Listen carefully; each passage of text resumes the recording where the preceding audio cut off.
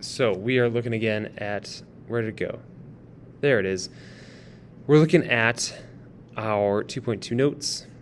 This is all just asking you to write but do not evaluate the expression that gives the instantaneous rate of change.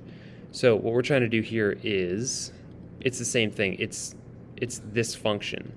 Take your difference quotient of this stuff. That's basically all it says. So I would just plug in like maybe a 2.01 and a 2, and then this would be the difference in the x's, which is just 0.01, or 2.01 minus 2 down here. So we're just doing the difference quotient again, but we don't have to actually solve it. One quick note about our difference quotient is that, and I think I mentioned it once before, we're using our difference, we're using our difference quotient. All of these are correct difference quotients. But the one we really care about is the one where h approaches 0. That's what is going to give us the derivative, the true derivative of our function in just a few moments, or I guess more like a couple weeks. Okay, limits. We know what a limit is. Let me pull up a Desmos. If we want to graph x minus 1 over x squared minus 1. So f of x equals x minus 1 over x squared minus 1. This is asking us to evaluate the limit at 1. Okay, so limit at 1. At 1, it's undefined. Right? I can zoom in on 1. At 1, it's actually undefined, because if I plug it a 1, I get 0 over 0.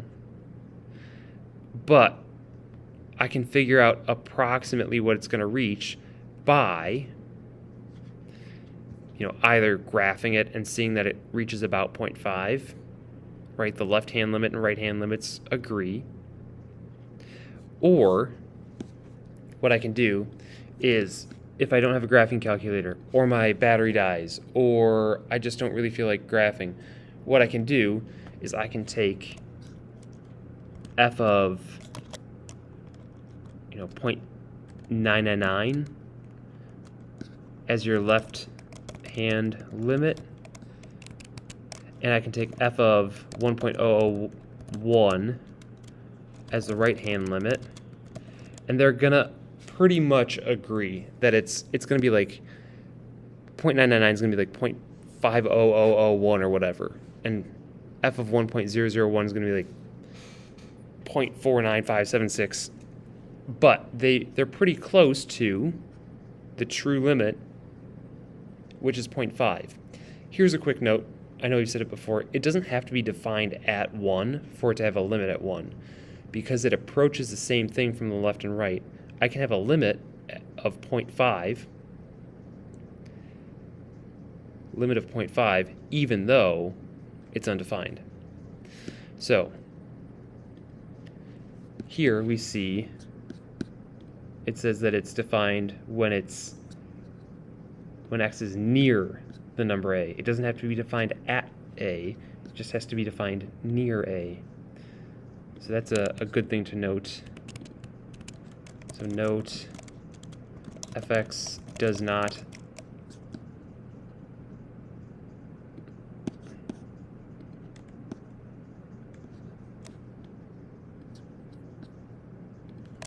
have to be defined at a, or at x, or at whatever variable you're using, just near a. So now if I want to estimate the value here, same idea. What I can do is I can take this and plug in a negative 0.001 and a positive 0.001 for t, evaluate it, see what we get. Here I would get, what do we have here? Root t squared plus 9 minus 3, square root t squared plus 9 over 3, or sorry, minus 3 over t squared, minus 3 over t squared. And I can say, let's say f of 0.001, and f of negative 0.001. And these two limits, the left-hand limit, which is the negative, and the right-hand limit, are approximately the same. So I could say the limit of f of x as x approaches 0 is 0.1622, because those two limits agree. Now, guessing the value of sine x over x, here's the problem. If I graph the function sine of x over x, f of x equals sine of x over x, I'm looking for the limit as x approaches 0. So as x approaches 0, well, I know that sine of x is going to approach 0. It's going to get really, really, really small as I get close to 0. So this is going to be very, very small in the numerator. I also know that this is going to be very, very small in the denominator. But what's interesting is that because they both get arbitrarily small, because I get a small value over a small value, and they're pretty close, if I do sine of x over x, if I graph it, that limit as x approaches 0 is 1.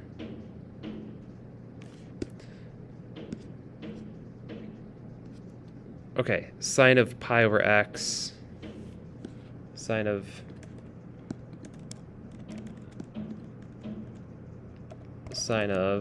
pi over x. This is where it gets weird. I've got an oscillating function. It's going to oscillate and then turn into a void and break. And when this breaks, what ends up happening is you get a limit that does not exist, because it's jumping wildly between +1 and -1. It just keeps jumping and oscillating. And because it's doing that at infinitely smaller intervals, this is going to be, that limit would be 0. Okay. One more thing here before we are done. The limit of x cubed plus cosine of 5x over 10,000. Okay, here's what I want to know. This function, cosine of 5x over 10,000, here's what I want you to get out of this part, if I can find it. There it is. The cosine of, or I guess the maximum value of cosine of 5x is 1. The minimum value of cosine of 5x is -1, because what does the 5 do? It squishes that function together. It doesn't change the vertical aspect of it. It's still going from +1 to -1. It just squishes that period from 2 pi to 2 pi over 5. So now what's going to happen is, where'd it go? Oh, I meant to be down here. The minimum value is -1. The maximum value is +1. So really, this thing is going to be at most 1 over 10,000. Okay, so 1 over 10,000, that's basically nothing. So this really doesn't affect a whole lot, because I'm adding, it's just saying take x cubed plus essentially nothing. Take x cubed plus 0. Well, I don't care about plus 0. I don't need that. Find the limit of x cubed. We also know what x cubed looks like. Let me try and make that a little bit nicer. We know what x cubed looks like. If this is my graph, x cubed looks like roughly this. So as I get to 0, the limit as x approaches 0, what is it? It's right here. There's 0. The limit's going to be 0. We're going to talk more later this week, or next week rather, about why this is negligible, why that's negligible, and what we can do to identify negligible values, and how we can use that later on.